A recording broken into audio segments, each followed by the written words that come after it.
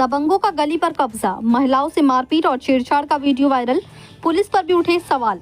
उत्तर प्रदेश के जनपद मुरादाबाद के थाना सिविल लाइन क्षेत्र से दबंगई, मारपीट और महिलाओं के साथ बदसलूकी का एक बेहद शर्मनाक मामला सामने आया है, जहां कुछ दबंग किस्म के लोगों ने न सिर्फ गली पर कब्जा करने की कोशिश की, बल्कि विरोध करने पर महिलाओं के साथ मारपीट और छेड़छाड़ तक कर डाली।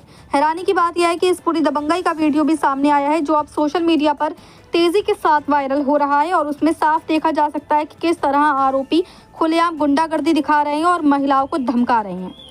पीड़ित महिला, जो सिविल लाइन क्षेत्र के चक्कर की मिलक की रहने वाली है, उसका आरोप है कि उसी के घर के सामने ही उसके चाचा अहमद अपने परिवार के साथ रहते हैं।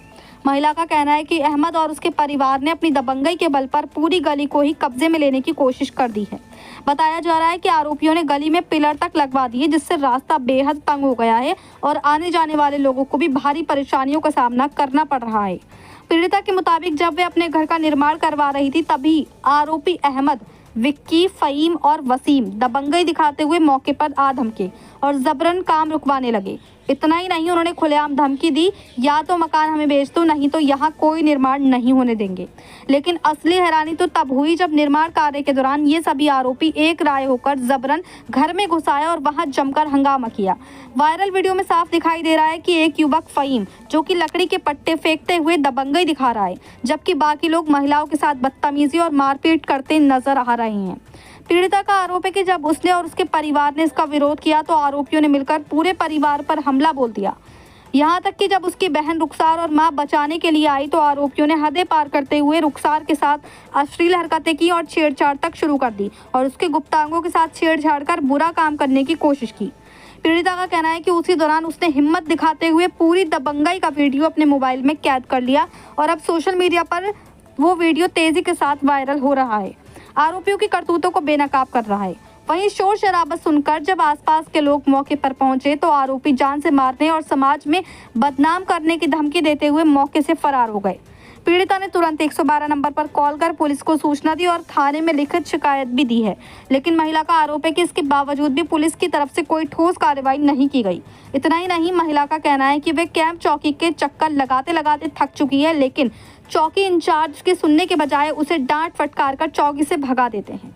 अब सवाल ये उठता है कि जब मारपीट और दबंगई का वीडियो खुद सबूत के तौर पर मौजूद है, तो आखिर पुलिस कार्रवाई करने से क्यों कतरा रही है, या फिर यूं कहें कि कैंप चौकी के चौकी इंचार्ज साहब आरोपियों का साथ दे रहे हैं। पीड़िता ने एक और गंभीर आरोप लगाया है कि इस पूरे मामले में अजहर नाम का एक दबंग व्यक्ति भी शामिल है, जो अपनी गुंडागर्दी और रौब के लिए जाना जाता है। महिला का कहना है कि अजहर का पुलिस पर भी दबाव है और पुलिस उसी के इशारे पर चल रही है। अजहर, जो कि एक दबंग और बदमाश किस्म का व्यक्ति है और आए दिन अपनी दबंगई दिखाता रहता है। इसी वजह से आरोपी फहीम, विक्की, अहमद और वसीम के हौसले इतने बुलंद हो चुके हैं कि वे खुलेआम कह रहे हैं कि पुलिस हमारा कुछ नहीं बिगाड़ पाएगी। अब सबसे बड़ा सवाल यह है कि जब महिलाओं के साथ बदसलूकी का वीडियो सामने आया है, तब भी आखिर क्यों पुलिस आरोपियों पर कार्रवाई नहीं कर पा रही है। अब देखना होगा कि क्या पुलिस इन दबंगों पर लगाम लगाएगी, या फिर यूं ही पीड़ित परिवार डर और दहशत में जीने को मजबूर रहेगा।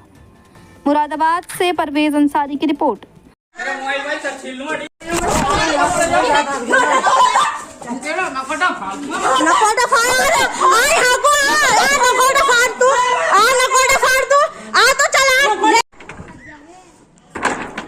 पूरी गली पटेगी तो ना तो हम निकल रहेंगे।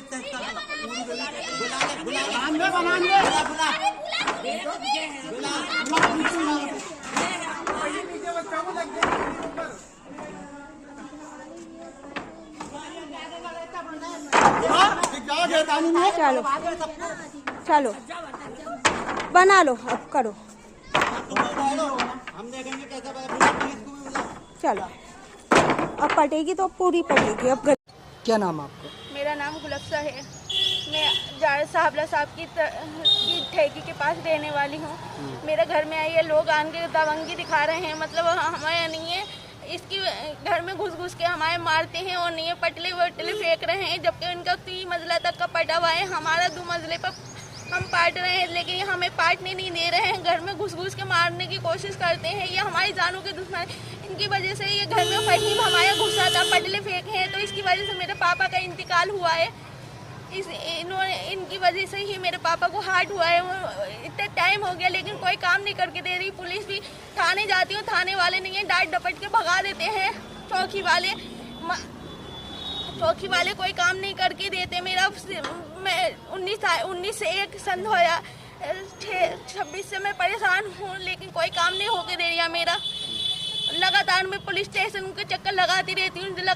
मेरी अम्मी इद्दत में बैठी हैं, लेकिन मेरा कोई काम नहीं करके दे रहे। क्या बदतमीजी करी आप लोगों के साथ? हमारे घर में घुस के ये बाजी को धक्का दिया। धक्का देने के बाद में पटले उटले फेंक के आया है छत पे। ये हमारे छत पे पटले फेंकने के बाद में फिर भी नहीं है। मैंने पुलिस स्टेशन में आई, लेकिन इन्होंने कोई सुनवाई नहीं करते। वो अजहर रहेगा, अजहर 24 घंटे वो अपने पत्रकार है, तो इनका चाचा का, हमारे चाचा का साले का लड़का है पत्रकार, तो वो पुलिस वालों को पता नहीं कैसे वो कर देता है। लेकिन पुलिस वाले मेरी नहीं सुनते, उसकी सुनते हैं बस। पुलिस वाले जो है ना, उसकी जो वो कह देगा वही काम करते हैं। आप जिस मकान में रहती हैं वो किसका है मकान? वो हमारा मकान है। और वो लोग क्या कहते हैं? हमारे वो ये कहते हैं ये तुझे पार्टने नहीं देंगे हम, और जबकि उन्होंने खुद ने 3 मंजिला तक पार्ट रखा है, हमें क्यों नहीं करने दे रहे? कौन लोग हैं वो? क्या वो नाम है? हमारे चाचा हैं, एक सामने अहमद है, वो पिक्की है सामने, एक वो बेचारे इस्लाम भाई नहीं है, वहाँ के पंडक नगले के आन के जो है ना फैसला करके गए, चलो 1.5 फीट छोड़ के जो है ना पाट लो। तो इस पे भी फैसले पे भी सुबह में आन के हमसे लड़ने लगा, वो घर में घुस के मारने लगा, गलत हाथ पाँव चलाता है ये हमारे ऊपर। पुलिस अधिकारियों से क्या चाहती है? पुलिस अधिकारियों से हम ये चाहते हैं बस या तो उनका तुड़वाओ या तो हमारा बनवाओ। जब उनका बना हुआ है, उनका गलत नहीं है, तो हमारा क्यों गलत है? हमारा दूसरी मंजिल पे हो रहा है काम, पहली मंजिल पे तो नहीं हो रहा है काम। पहली मंजिल पे होता तो गलत होता। पहली मंजिल को उन्होंने क्या करनी है, ऊपर को पाट लेना, हम ऊपर का पाट लें, लेकिन जब भी काम नहीं करने। हमारा थाना है सिविल लाइन थाना क्षेत्र। ठीक है।